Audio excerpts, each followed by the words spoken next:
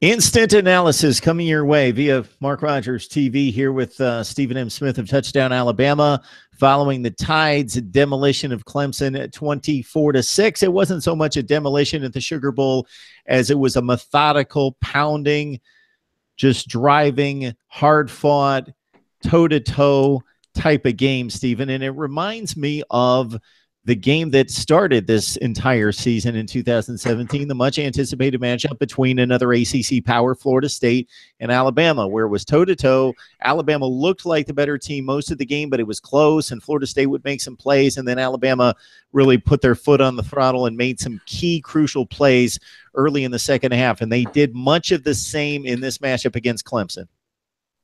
They really did, Mark. Defensively, the Tide stepping up, Deron Payne making plays, this team 5 sacks, and you kind of knew with the linebackers coming back healthy with Terrell Lewis, Christian Miller, Mack Wilson, the health very much so important, and that defense able to get after Kelly Bryant and not over pursue him. 5 sacks affected him in the pocket, forced some turnovers. Of course, Mack Wilson would have loved to have had 2 interceptions in the game as opposed to 1, but he did record a pick, and Deron Payne recorded an interception. So really keeping Clemson in front of them. Hunter Renfrow, who had a big-time title game the last 2 years for the Clemson Tigers against Alabama, just 5 catches for 31 yards in this endeavor.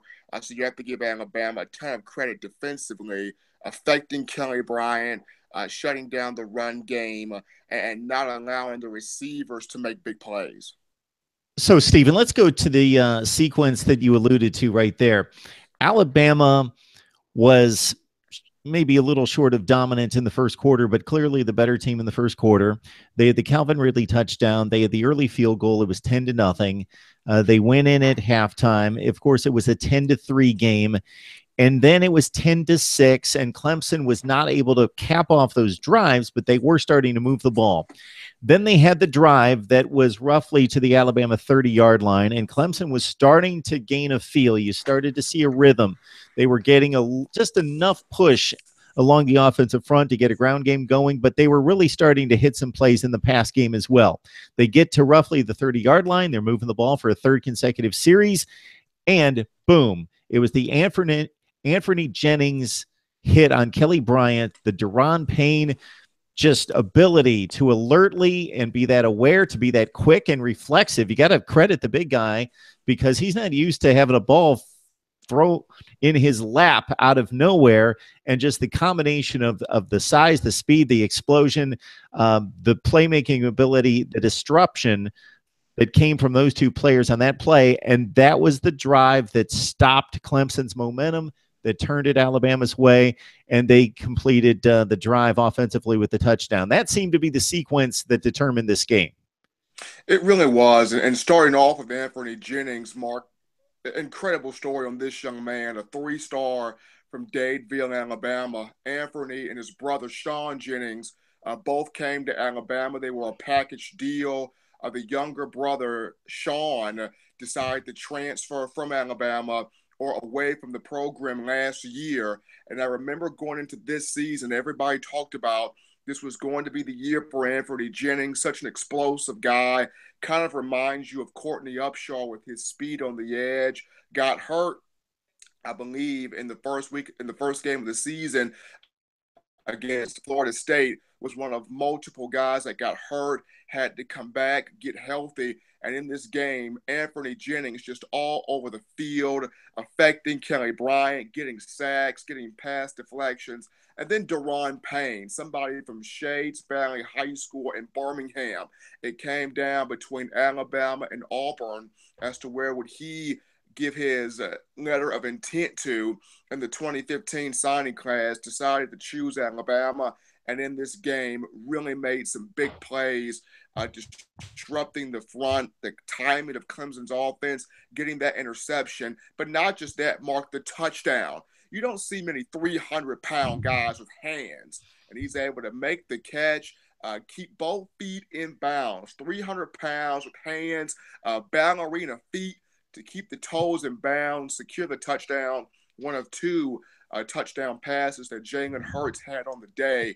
And it was kind of funny how, upon being interviewed about the hands of Mr. Deron Payne, Jalen Hurts turns and looks at Calvin Ridley and says, "Son, you better watch out." So really paying homage to Deron Payne and the playmaking ability, not just on defense, but on offense if you give him a chance. What was fun about that play, Stephen, as well, is that Deron Payne almost caught the ball flat-footed, but still, he just wanted to make sure, and he still did a toe tap. After he got the 2 feet in, he was basically catching the ball flat-footed, and he still did a toe tap and tumbled over after the catch just to make sure. Just to make sure. Well, you had to do that. You got to make sure that they can't take the touchdown away from you. So, Deron Payne giving that extra effort, but the entire defense, and also Mark, give a lot of credit to Mack Wilson in this game. Mack Wilson, he's calling the defense from the inside linebacker position. The first time he's done this all year, taking over for the likes of guys who have done it in the past, whether it was Rolando McClain or C.J. Mosley, Reggie Ragland. Last year it was Reuben Foster. Mack Wilson looked up to Reuben Foster last year. This year it was Sean Dion Hamilton prior to getting hurt against LSU. I know Rashaan Evans has shared a lot of that duty also, but with this being Mack Wilson's first game, him calling the plays, him calling the blitz schemes, getting everybody set on the field for the first time doing it, the true sophomore from Montgomery, Alabama, really played well tonight. So, Stephen, I want to draw attention to two things right here. So we talked about the Deron Payne pick off the deflection from Anthony Jennings, blindsiding Kelly Bryant, or actually coming from his front side, but just blasting him, and that turning the tide, pardon the pun, of course, with Alabama up by just 4 points at that point, and Clemson driving and moving the ball the last few series, and that really being the momentum swing that changed this entire game. But to credit the Alabama offense, not explosive by any stretch on this night, but they didn't need to be when it was all said and done. They had about 260 yards of total offense, but they completed that drive. So it's one thing to turn Clemson over and then have the ball around plus territory, but not in the red zone. They had to complete that drive, and they methodically moved it down. Najee Harris had a pretty outstanding 4th and 1 run where he completed, I believe, a 14th time out of 17 attempts for Alabama this season, the best mark in FBS football in converting 4th downs. That's a credit to the offensive front, of course, and backs like Najee Harris, where he saw the opening and he flipped over the line to the left side. And then also, of course, Calvin Ridley with the play down to the 1 yard line. Alabama's offense didn't have to be explosive. You mentioned that, Mark, but they made the plays when it needed to. I mean, Jalen Hurts in this game named the most outstanding player offensively, and I understand there are going to be thoughts. There will be thoughts abroad about that happening, but this guy, 16 of 24 passing, did have the 2 touchdown tosses in the game. I mean, yes, there were plays in that game where he could have been a bit sharper, of a throw to Robert Foster that could have been a bit tighter. The throw to Bo Scarborough could have been a bit softer for Scarborough. The flea flicker to Calvin Ridley could have been a bit more on time. There were a couple of plays in that game that Jalen could have been a bit more sharper on. But at the end of the day, what do you always go back to about this young man? Does not get too high, does not get too low, and he keeps himself in a calm frame of mind. 16 of 24 passing, gets the 2 touchdown passes. And I honestly believe, Mark, this was more of a game for Alabama's defense to show who they really are. I mean, all week long, they've heard how great Clelin Ferrell and Austin Bryant and Christian Wilkins, Dexter Lawrence, Dorian O'Daniel, Kendall Joseph. They've heard all week about how good, how elite, how talented this Clemson defense is. And don't get me wrong, this is a very, very complete group. But I believe this Alabama defense really wanted to show, even though we've had injuries, we're just that good. We're just as good as the counterpart. And this Alabama defense went out there and showed that tonight, affecting Kelly Bryant, getting after the run game with Travis Etienne, not allowing Hunter Renfrow to break loose, just a complete effort. And even when Clemson had the ball in the red zone, not allowing that touchdown from Kelly Bryant and that offense. So as much as the Alabama offense was not as explosive, I believe this game was more so about the Alabama defense showing the world that, hey, Clemson is not the only defense on this field that can affect plays. We've got quite a few folks on the line with us here at Mark Rogers TV. Thanks for jumping on board. And this is our instant analysis series. Of course, this is one of the big ones of the year. Alabama, Clemson, the trilogy matchup at the Sugar Bowl with the Tide winning 24-6. We welcome aboard Stephen M. Smith of Touchdown Alabama. You can join him on his show, The Way It Is, 97.9 Fox affiliate. That's 2 to 4 Central Time, weekdays, Mondays through Fridays. So, yeah, this was a very different game. From the time that this game was announced, Stephen, how many times did we go over a number of every conceivable angle of this matchup and talked about what the possible differences could be between the trilogy and parts 1 and 2? And the one that jumps off the stat sheet is obviously 500-plus yards of total offense under the direction of Deshaun Watson versus a measly 188 yards and 6 points under the direction of Kelly Bryant. He's a fine quarterback.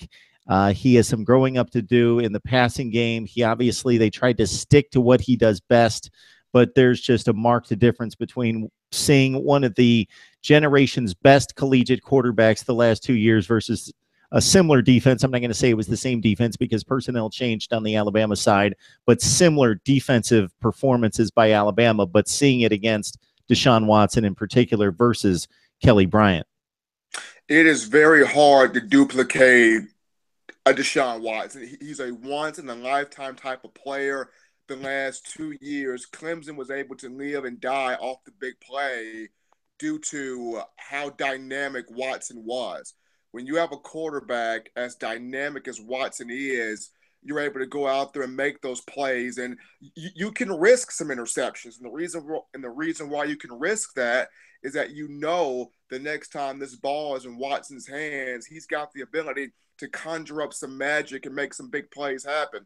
With Kelly Bryant, it's not as explosive. It's efficient, but it's not as explosive. And as good as efficiency is, there comes a time when you're playing in a big-time moment where you need explosive plays. And our Clemson did not get that from Kelly Bryant the way it would have gotten it from Deshaun Watson. And that's no shade to Kelly Bryant. It's just it's hard. It's hard to bring in a young man and tell him, you see what Deshaun Watson did, right? Okay, duplicate that.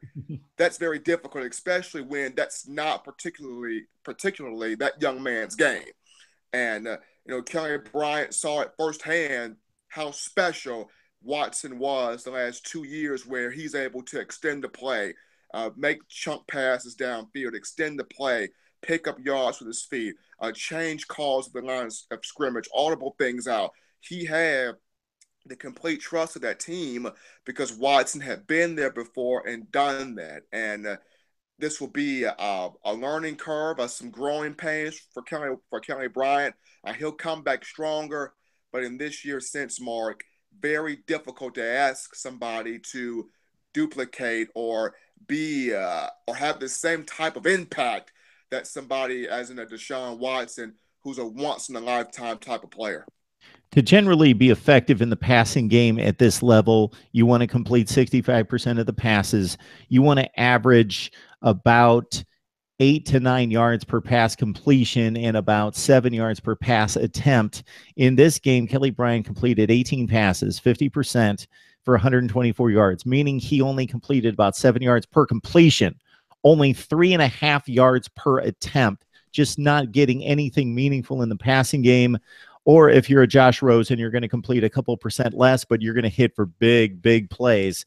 And that just wasn't in the Clemson offering this year without the likes of Artavis Scott, especially Mike Williams, and, of course, the trigger man, Deshaun Watson. What I also thought was interesting, Stephen, and we talked about it a number of times, was what was going to be the difference between the plotter, and I don't say that in a derogatory term, but Wayne Gallman being the between tackles guy, that against an elite defense like Alabama, it was pound, pound, pound, and let's see if it works. And it really didn't. And so they just cut Deshaun loose last year for 56 pass attempts versus a much different running game. So Clemson ran it just as effectively, if not more, this season, but they just did it in a much different style, getting Tavian Feaster and Travis Etienne to the edge. They didn't have the guy between the tackles, and they thought maybe they had a chance of uh, of establishing a better ground, a more threatening ground attack with the speed game. And to the credit of this great Alabama defense, they just couldn't get it going. It was tough. And once again, you credit the big guys. You credit Deron Payne.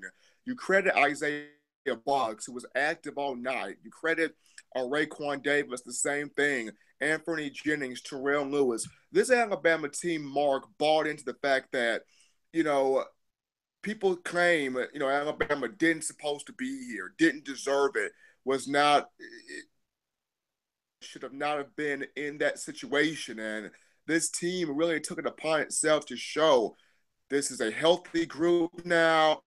Linebackers are back in full force. Defensive linemen are back in full force. Let's really show what this Alabama defense was supposed to have been, should have been, could have been all year. And they locked in. They put a hat on a hat. They limit the run game. They got to Kelly Bryant. But the biggest thing, third and longs. If you noticed in that game, Mark, Clemson did not have a lot of third and mediums, didn't have a lot of third and shorts, not a lot of third and fours, third and threes, third and twos. The average for Clemson was third down and 8 or longer. And when you're faced with that time and time again against an Alabama defense, it's going to be rough and it's going to be difficult to constantly convert those. So give a lot of credit to the Alabama pass rush and tackles for loss, sacks, for putting Clemson behind the down and distance, which once again, difference between Deshaun Watson and Kelly Bryant.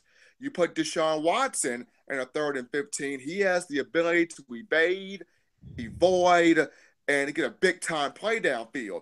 You put Kelly Bryant in 3rd and 8, that's a different story. Dabo Swinney's telling him, hey, don't make a mistake. Don't make a mistake. Don't cause a turnover. Don't do this. Versus Deshaun Watson, kid, let that ball rip. We know what you can do. We know what you are capable of. So there's a big difference in that third and long situation, and great job by Alabama in forcing Clemson into some third and longs, making it very uncomfortable for Kelly Bryant.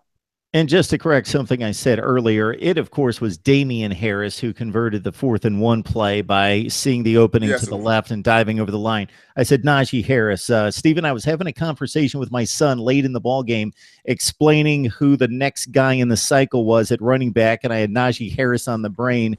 We were talking about him and just had that name on the brain. Of course, it was Damian Harris, 19 carries for 77. Bo Scarborough only had 12 carries for 24 yards. Clemson, exceptional on defense. The 24 points was not a legit offense beating down a defense for 24 points.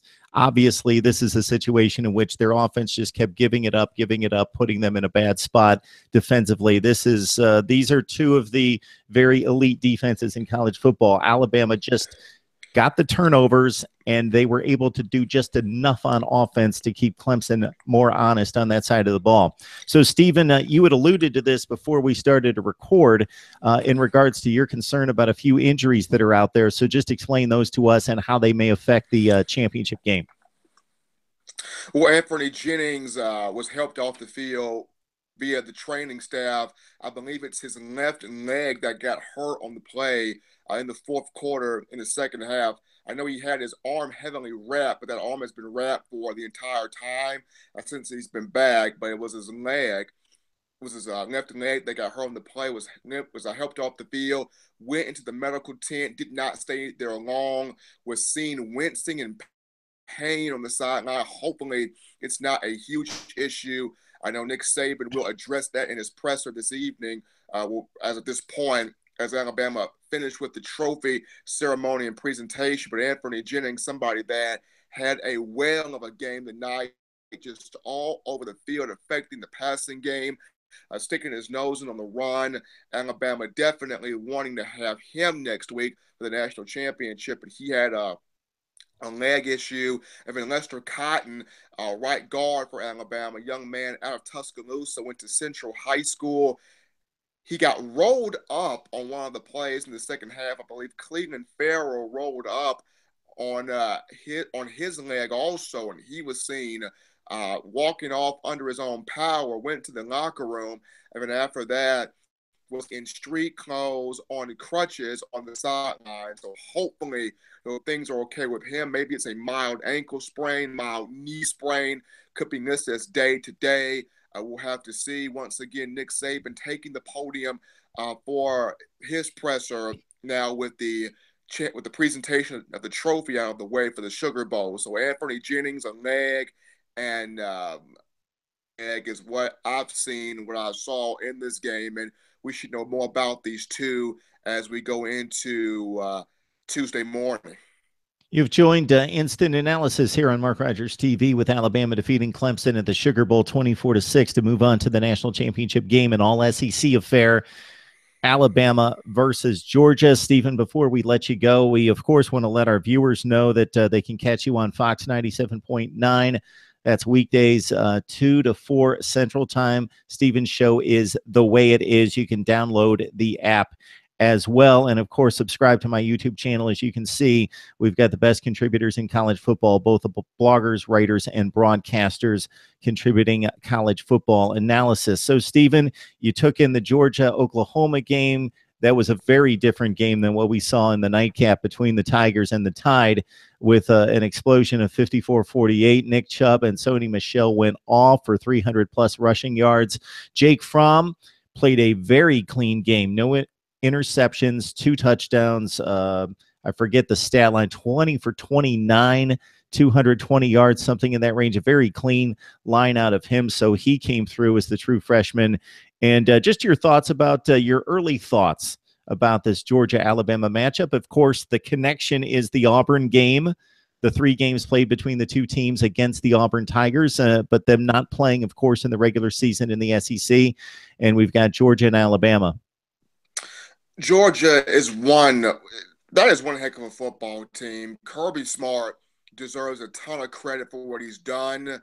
Year 2 at Georgia, bringing Mel Tucker on staff with him, and Jake Fromm is not an average freshman. This man, cool as the other side of the pillow, made some big-time throws in this game. Nick Chubb, Sony Michel, both were tremendous. But how about this Georgia defense in the second half? Really affecting Baker Mayfield, forcing a turnover. I know Dominic Sanders got an interception. Defense got to Mayfield in the second half, did not make things easy on him. I understand Oklahoma continued to battle. The game went to double overtime, 54-48. What a Rose Bowl that was. The last 2 Rose Bowls between this one and Penn State, USC last year, the final score being 52-49. I mean, Pasadena, California has gotten 2 amazing football games, but hats off to Georgia. Kirby Smart, Mel Tucker, Jim Chaney, all 3 of those guys, highly professional. They game plan well. They scheme well. Jake Fromm played out of his mind. Sony Michel, Nick Chubb. You can't say enough about those 2 guys. And then you got Nick Saban versus his son in college football, Kirby Smart. The Alabama staff from 2007 to 2015. So, Nick versus his own son, in a sense. This is going to be entertaining. This is going to be fun. This is going to be in Atlanta, Georgia. Both programs know each other. Both coaches know each other. It's a family affair, but at the end of the day, both want to win. And the Georgia Bulldog fan base, I have never seen this fan base this excited in a long time. Now, Stephen, do you plan on making the trip to Atlanta? I plan on making that one. Okay. All right. Stephen M. Smith of Touchdown Alabama joins us on a regular basis here at Mark Rogers TV. You can join him on The Way It Is, his show there at Fox 97.9 Monday through Friday, 2 to 4 Central Time. Alabama, Georgia, looking forward to it. 2 contrasting styles in regards to what we saw today at the Rose Bowl, but I'm sure Georgia will button it back down for a hard-hitting SEC type affair in Atlanta. So the home of college football, it's all eyes on the South in Atlanta with Georgia, Alabama in Atlanta for the national championship game. It should be quite the spectacle. Stephen, we appreciate the time. I hope to catch up with you sometime this week and get further analysis on the Dogs and the Tide. No problem, Mark. This has been a great New Year's Day of college football.